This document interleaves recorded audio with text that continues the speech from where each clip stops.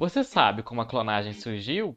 Você saberia dizer o que é um clone? Você conhece a história da clonagem? No vídeo de hoje nós vamos aprender sobre esses temas. Se vocês não quiserem perder esse, entre outros temas que nós falamos aqui no nosso canal, envolvendo comportamento animal, comportamento humano, curiosidades, vários temas de abordagens científicas, se inscrevam aqui no nosso canal para não perder nenhum vídeo e também ativar os sininhos para receber todas as nossas notificações.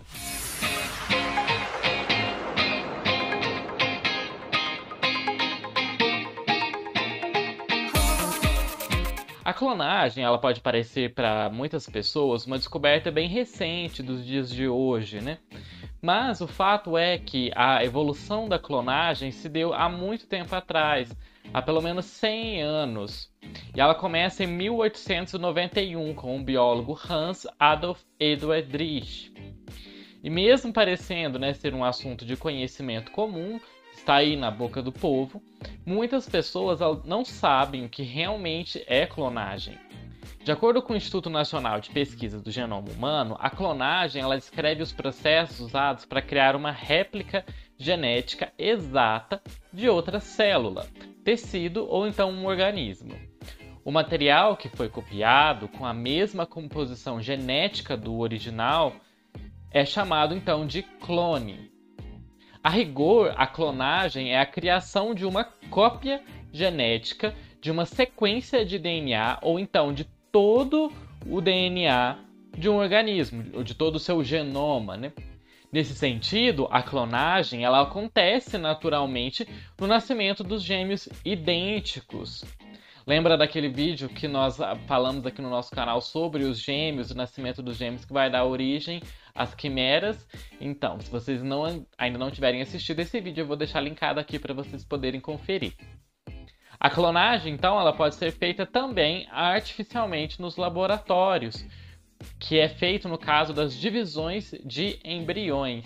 Vocês podem reparar no esquema que vai aparecer aqui na tela, em que o embrião inicial ele é dividido in vitro para que ambas as partes, quando elas forem transferidas para um útero, elas possam evoluir em organismos individuais que sejam geneticamente idênticos. E para isso a gente vai entender esse processo com essa figura que está aparecendo aqui. Vocês veem aqui na tela esse esquema que representa na letra A fecundação do zigoto. Depois a gente vê várias clivagens, né, que são essas divisões, quando você vê que ela deixa de ser uma célulazinha só e passa a ter várias células divididas, né? Quando ela tem várias células divididas, isso é chamado de mórula, né? Essa estruturinha aqui, como a gente vê na letra H. Se nós separarmos alguns conjuntos desse maciço de células até chegar nessa letra H, né, que vai ter ali em torno de 60 células, se nós retirarmos um grupo dessas células e colocarmos separadas, né, em um outro útero, essas células elas vão gerar 2 indivíduos diferentes, ou 3 indivíduos diferentes, ou 4. Por exemplo, se nós pegarmos a letra F, que tem 4 células, e nós separarmos elas em 4, ela daria origem a 4 indivíduos diferentes. Mas, conforme elas vão sofrendo mais divisões, elas têm uma limitação nessa proporção ou quantidade de indivíduos que ela consegue gerar. Não dá para você gerar uma grande quantidade de indivíduos a partir desse método. Só que, quando a gente fala comumente, né, sobre o termo clonagem, essa clonagem ela não está se referindo a essa técnica que a gente viu antes.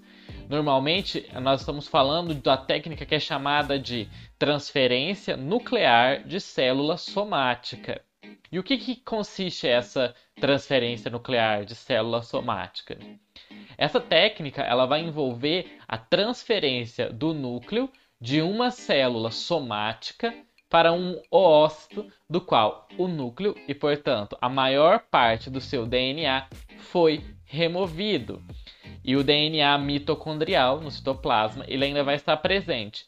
Se vocês repararem aqui no esquema que está aqui na tela, vocês vão perceber como é que funciona esses termos difíceis, né? A gente vai ter uma célula doadora. Essa célula é a dali que vai ser retirado o material genético do núcleo dela para poder gerar o clone. E aí a gente retira o núcleo dessa célula e vai ser introduzido esse núcleo em uma célula hospedeira, né? Em um óvulo, um novo óvulo que foi retirado aquele núcleo que ele tem, como vocês veem aí no esquema, né? A gente remove o núcleo e aí com esse núcleo removido do óvulo, a gente pega aquele núcleo da célula que nós criamos e inserimos ali. E aí vai dar um start para que o embrião comece a se multiplicar. E esse start ele é dado por meio de uma corrente elétrica que vai estimular essa divisão celular. E aí então a gente vai ter a formação de um embrião. E esse embrião formado ele é idêntico à célula que doou o material genético. E aí depois que nós temos, né, esse cloninho, digamos assim, né, formado, aí ele vai ser inserido em uma barriga de aluguel que vai gerar o feto, né, desse processo. E quando é que surge esse termo de clone? Em 1903, o fisiologista de plantas Herbert Weber cunhou o termo clone, que vem do grego clon, para se referir à técnica de propagação de plantas novas usando as estacas, os bulbos ou então os brotos. Então, para vocês pensarem, né? Clonagem, toda vez que você pega uma folhinha de uma planta, pega um galho, você está fazendo um clone daquela planta. Embora escritores como Aldous Huxley usassem o termo descrevendo, né, a clonagem, mais ou menos como nós temos conhecimento hoje, foi somente na década de 60 que o uso da palavra clone realmente entrou no campo da genética, quando cientistas, né, como Haldane e Josh Wallenberg previram o desenvolvimento do transplante nuclear para espécies mais complexas de animais. A falta de uma denominação, né, correta, de termos corretos, não impediu que ocorresse essa evolução da clonagem. Em 1938, foi Hans Spemann o proponente de um experimento que vai abrir caminho para a primeira transferência nuclear, que vai acontecer em 1952. Então, essa técnica, diferente da anterior que a gente descreveu, ela também envolve a retirada do núcleo de um óvulo e depois só aqui a diferença é que nós vamos colocar um núcleo de um embrião ali, né, já diferenciado. Com isso, pode-se começar a responder a questão de saber se esse transplante de um único núcleo que já foi diferenciado, né, ele pode dar origem a um organismo inteiro. Esse experimento de Spemann foi testado, né, pela primeira vez em 1952 pelos cientistas Robert Briggs e Thomas King, e ele foi muito bem sucedido. Eles removeram o núcleo de um embrião de um girino que estava nos seus estágios iniciais e eles inseriram em um ovo de sapo, um óvulo, né, que foi desnucleado, né, retirado o seu núcleo. E então esse novo óvulo evoluiu para um girino em pleno funcionamento. Os cientistas, então, eles realizaram essa transferência nuclear apenas em anfíbios até 1981, quando Ilmes, em Genebra, na Suíça, alegou que ele havia conseguido clonar ratos usando a técnica de transferência nuclear. E o seu trabalho resultou no nascimento de 3 ratinhos vivos. As experiências de Ilmes, elas foram examinadas e ocorreu uma investigação sobre a veracidade disso que ele havia feito, se ele realmente conseguiu fazer esses ratinhos, né? Embora os investigadores nunca tivessem encontrado evidências conclusivas contra Ilmes, a investigação ela levantou dúvidas sobre se ele havia realmente conseguido usar a transferência nuclear para poder clonar esses ratos que ele havia dito que ele conseguiu clonar. Tirando essas dúvidas, permanece o fato de que 3 anos depois, em 84, embora fosse realmente difícil conseguir transferir os núcleos em mamíferos maiores e mais complexos do que um camundongo, Steen Willitsen, um embriologista dinamarquês, clonou o primeiro embrião de ovelhas. Willitsen ele modificou a técnica de Briggs e de King. Depois de transferir o núcleo, Willitsen fundiu o embrião usando um aparelho de eletrofusão que possui pequenos eletrodos que produzem uma corrente elétrica. Willitsen revestiu esse embrião com uma geleia de agar feita de algas que visava reduzir os danos causados quando a agulha de viso entra na membrana celular. Depois de revestir os embriões com a geleia de agar, Willitsen colocou esses embriões nos ovidutos que foram laqueados, né, das ovelhas, e aí ele viu que os embriões estavam crescendo. Depois desse experimento, Willits produziu mais embriões de mamíferos que foram viáveis, usando as suas técnicas que ele foi desenvolvendo, se adaptando a cada espécie. Só que esses organismos que ele havia tentado fazer e inserir em diversas espécies, elas não estavam conseguindo chegar a organismos adultos. Somente 13 anos depois, em 1996, que um mamífero clonado realmente nasceria e chegaria até a idade adulta. E esse mamífero clonado acabou impactando todo o mundo, como nenhuma outra clonagem havia feito antes. E isso tudo graças aos cientistas Keith Campbell, Jim McKean, William Hitch e Ian Wilmot. E os resultados desse experimento foram a ovelha Dolly, a famosa ovelha Dolly, né? Os animais, eles já haviam sido clonados antes da ovelha, é claro, mas a ideia de que um mamífero havia sido clonado e chegado até, né, a sua forma adulta alarmou o mundo todo, foi manchete de todo mundo, né? Em pouco tempo, a ovelha Dolly, ela passou por jornais, revistas, rádio, televisão.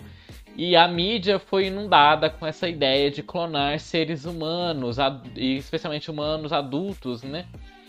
E aí resultou em um debate mundial entre especialistas da área de ética, de teólogos, clérigos, advogados, legisladores e até pessoas leigas opinando sobre deve-se ou não deve-se clonar uma pessoa, quais os direitos do clone, entre vários outros temas pertinentes que essa técnica ou a ideia da possibilidade de poder clonar um humano levanta. Nesse vídeo, a gente conheceu o que é a clonagem e também um pouquinho da sua história até chegar no ponto mais atual, né? Ao ponto da chegada da ovelha Dolly.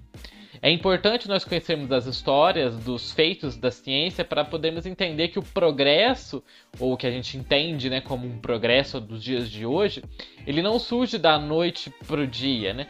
Demora vários anos, décadas de pesquisa, com diferentes contribuições de partes do mundo distintas, de laboratórios distintos e diferentes equipes de pesquisadores pelo mundo todo. No nosso próximo vídeo, a gente vai explicar melhor como é que a ovelha Dolly foi clonada, a sua história, as suas dificuldades para se produzir essa ovelha. E também nós vamos falar de outros animais que também foram clonados, incluindo vacas, cachorros. E também nós vamos dar início ao tema da clonagem terapêutica e também as suas possíveis implicações para a espécie humana. Se vocês não quiserem perder esse, entre outros vídeos que saem aqui no nosso canal, não deixem de se inscreverem aqui. E também de compartilhar esse vídeo com as pessoas que gostam de debater esse tema da clonagem, mas que não tenham muito conhecimento, que não tenham muito entendimento sobre isso. E gostaria de agradecer também ao Felipe, né, que foi quem deu a dica de produzir esse vídeo aqui falando sobre a clonagem, para entender melhor sobre o que é a clonagem. E por hoje é isso, e vejo vocês no nosso próximo vídeo. Até mais!